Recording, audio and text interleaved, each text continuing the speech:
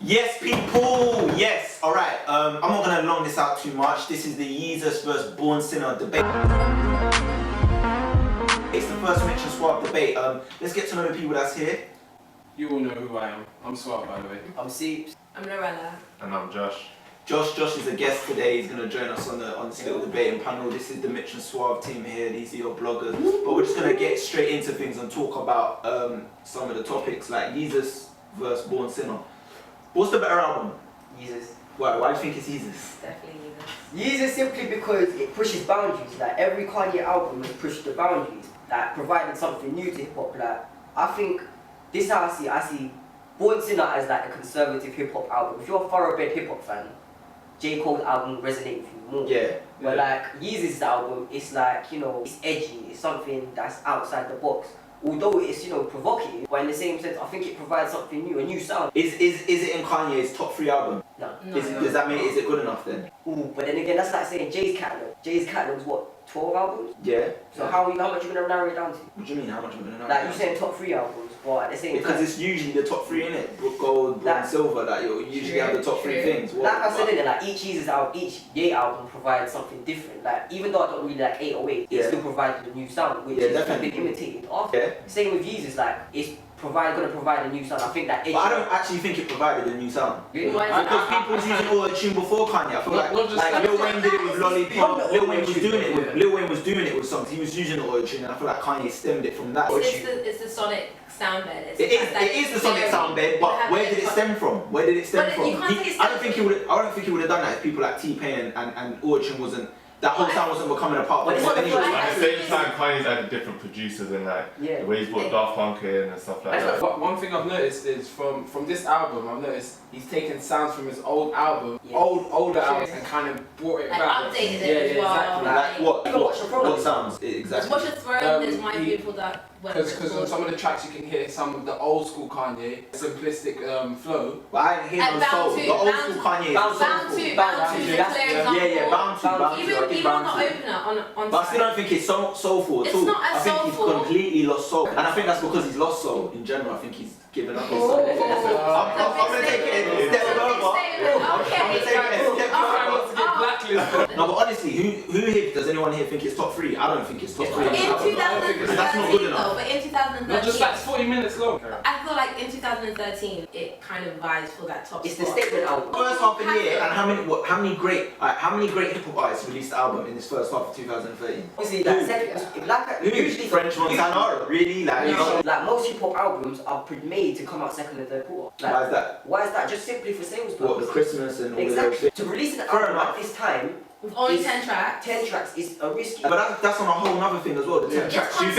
Do you think that's good enough for an album? I want it to be. That's one track short of a. That's one track more than an EP. True. It's concise. Apparently on the deluxe there are more tracks. Apparently there's speculation. There's a deluxe. Speculation. But no, it shows speculation. us that like Kanye really, as he said, doesn't give a fuck. Like he really is trying to show. Yeah, like he's just trying to, you know, do stuff that's different, and I think it's an ambitious project. What, by not giving his fans a booklet with the CD? And clear with a red sticker. You know, he's trying to make hip hop more creative. You know, why is hip hop not the #1 genre right now? Why is dance music not the #1 genre? Because like hip hop is kind of safe, but we're playing it safe. So the fact that he's like, no, I don't need to have no freaking artwork. You lot come up with the artwork. And in the Rick Rubin thing, he said like he came to him and asked him to strip it down. So even like the cover is like a stripped down cover. Everything stripped down. It was too short. Like the campaign wasn't really. It was a non-marketing campaign. And it was so short. You say that, but then he's had 2 of the biggest major outlets you could have, like a performance on Saturday Night Live. Yeah. No one gets that on the season finale. First of all, 2 weeks before the album's dropped. Then you got a segment in the New York Times, like 5 days before the album's dropped. These are 2 like big promotional things. If you don't do a lot of press, but then you do 2 of the biggest press, that makes up for all the shitty little press that you could possibly do. Rather than working hard and doing a lot of press, he's working smart. Let's talk about J. Cole's album then. J. Cole, So, do you think Born Sinner? What, is better than Yeezus? Yeah. Personally, I think Born Sinner is better than Yeezus. First of all, when we're talking about J. Cole, I feel like as an artist, he's definitely grown. You can see the growth. As a lyricist, he's grown. He's always been a good lyricist. As a producer, he's definitely grown. His beats are still very simplistic and monotone. They're not great beats, but they're still better than, if you listen to some of his old beats, they're like terrible. Like, I used to question why is he even producing his own stuff. Like I feel like he's grown as a producer. The tracks have a lot of different influences. Like the TLC one, for example, that had a Kanye feel to it. You got the whole choir coming in at the end. It had that.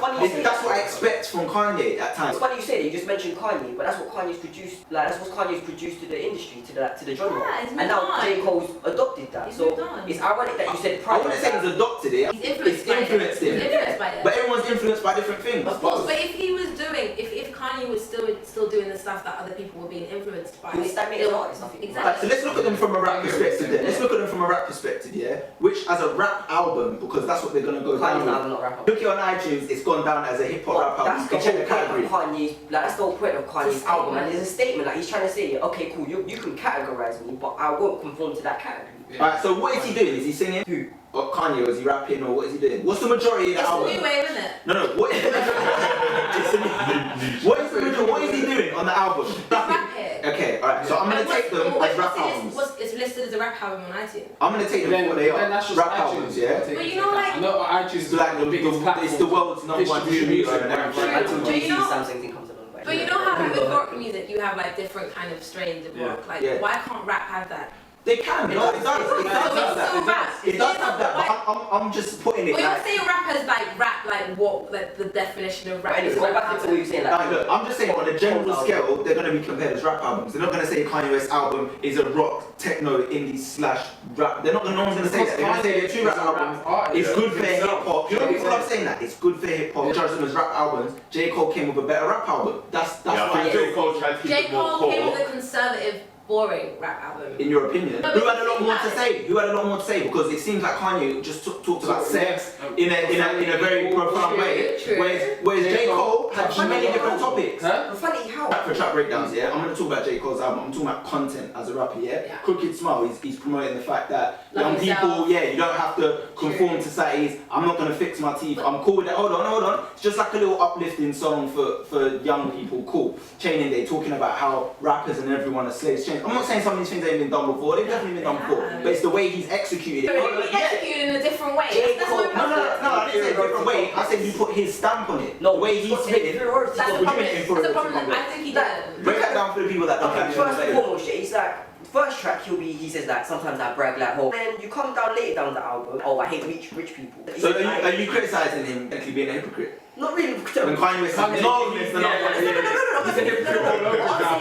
saying new slaves, then he's saying nigger, like why you say the beat word, but I'm not saying Kanye's not flawed though. I'm not saying that everyone knows he's flawed. Everyone, he's out there to be judged. For you to say that, J. Cole's album promotes X, Y, Z values, I think Yeezus' album does promote certain values. Like, think about it, for him to talk about the prison system as like a form of slavery, that's provocative. Like, how many times have you heard that being said? Many times. There's so many. He feels because he's on that scale, he can say those things, and it's going to be something great and brand new. But it's not. These things have been said so many times before. Tupac's been saying these things. But him was 40 years old, so it's only natural that these topics are going to be, rehashed. But I think the issue here is that, with Kanye, I feel like the content that might be a bit weightier is drowned by the fact that he's talking about so much sex. With J. Cole, he's talking about these issues, like Training Day is, a commendable track, so is Crooked Smile, but it's just boring. I'm sorry. They played in clubs. Most probably Kanye. Yeezus songs, I went to the club last week, right? And they played 2 Kanye tracks from Yeezus. They played On Site, Black Skinheads. Wow. That's so confused. But at the same time, this album, if you hear it, I think it's made more for a concert album. It's more of a concert album. Band, 4-piece band, bro. Really? Festivals, yeah. I don't think it's made calm. J. Cole's album. So what Power Trip can't be played in the club? That's what I was just about to say. That's probably one of the only tracks though. Which one? Power Trip. It probably is the only track. I think out of the 2 albums, Yeezus is more club friendly than Once in a.